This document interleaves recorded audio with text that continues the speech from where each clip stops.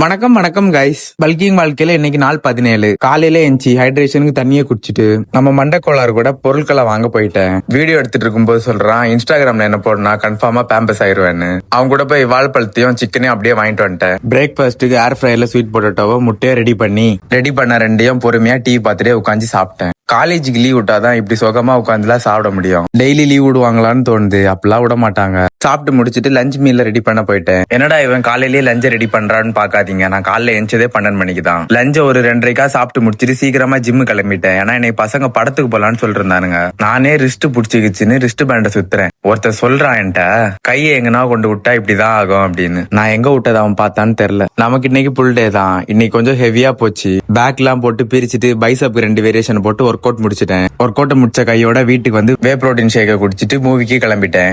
மூவிக்கு போய் ஒரு பாப்கார்ன் தான் வாங்கி காட்டேன். அந்த பாப்கார்னை கூட வாங்கி கொடுக்க காசு இல்லாம மூவிக்கு வந்திருக்கானுங்க. படத்தை பார்த்துட்டு வெளியே வந்தோம். ரிவ்யூ எல்லாம் நான் சொல்ல மாட்டேன், நீங்களே கேட்டு தெரிஞ்சுக்கோங்க.